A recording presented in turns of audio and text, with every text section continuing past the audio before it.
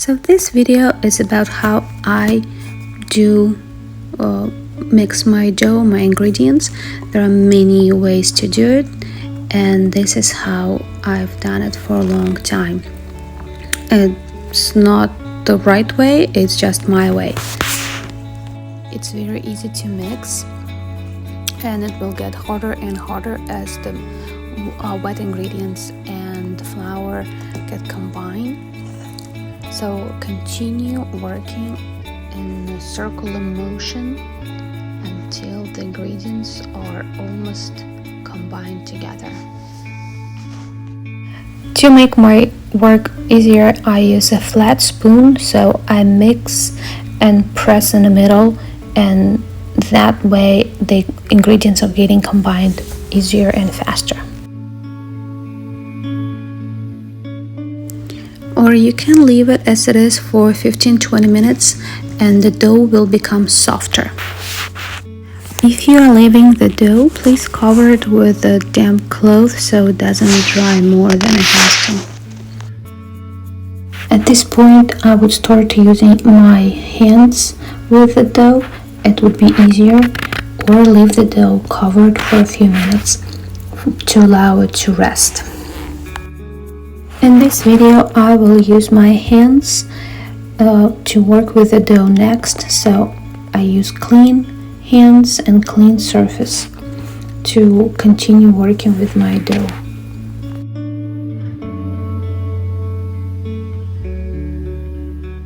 In this video, I'm working with my daughter, and we're gonna show you stretch and fold technique that kids can use. My kids don't really like when the dough is sticking to their hands, so they prefer to use a lot of flour, and that is okay. It gives you a good result. It's just a little bit different technique. So what we do is we are stretching the dough, folding and pressing, and as you can see, she combines all the dough, all the parts in the middle, and that's totally fine. It's a little bit different from when an adult uses the stretch technique, but it still works. So we're stretching and folding, pressing hard, and then stretching, folding, and pressing hard. The only downside to this technique is it requires a lot of flour, and the dough will take a lot of flour. So any dough with the time and work will become more stretchable, easier to work with. It will be less sticky. So as you can see, she continues to fold it and stretch it and press it and turn and fold and stretch. The idea is really just to enrich it with air, create more bubbles, mix the ingredients together, and make the dough softer. This is a regular kneading technique. I use it a lot with any dough, not just the sourdough. It's the same pretty much idea. You fold the dough and you press a few times so it gets combined together. You turn and you do the same thing. It enriches the dough with air, and it helps it combine ingredients inside it. My family has been using this technique for generations, and this is how I've learned to work with the dough as I was little. So forming the bowl is the last step that you need to do before you leave your dough to rest, and it's basically scraping the dough against a surface. So you scrape and turn, it becomes springier and has a better shape and holds a better shape. This is my second loaf of bread, and it was outside, so it became softer. I used my scraper to get it out of the ball, you don't have to. If you don't have a scraper spoon, or hands will work just fine. This loaf will go to rest. It's done, and we will work with the second one. Here's again a stretch and fold technique. When an adult does it, it's a little bit different. So you really stretch the dough without tearing it apart. You shake and stretch, and fold it back together. Fold and stretch. And the more you fold and stretch, the harder it's gonna be. The dough is very nice to work with at this point. It's elastic, it doesn't stick to the hands, so it's just a calming. Once you've done it a few times, then it's time to roll your dough and create a shape. So I start by rolling it together, turning and rolling together, creating a more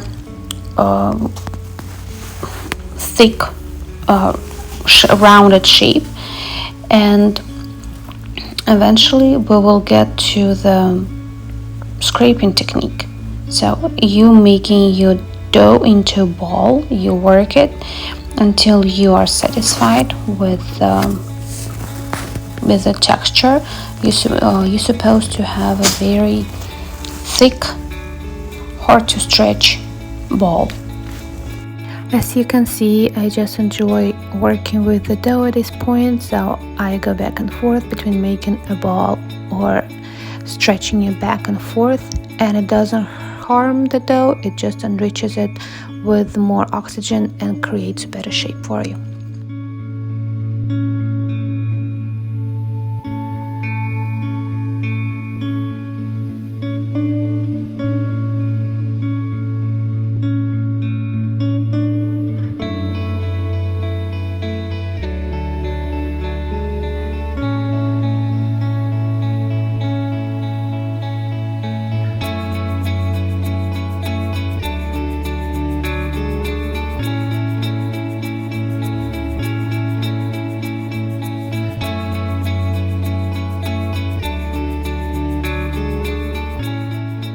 Once it's in a rounded shape, you start scraping it. So basically you grab it with two hands and start dragging it towards yourself.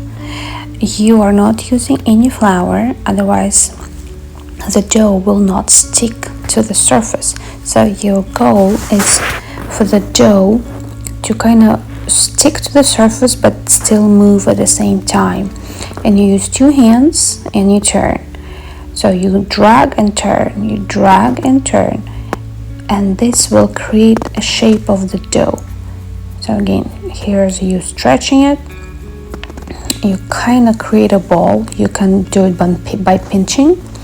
It doesn't matter. So technically you will be moving your dough towards yourself and turning, moving and turning, moving and turning. At the same time, you kind of press it against the surface so it rolls itself on each side, creating a ball, and it will become springy and more elastic inside. It combines together. When you start, the dough is soft, and when you finish, it's more of a one very strong ball.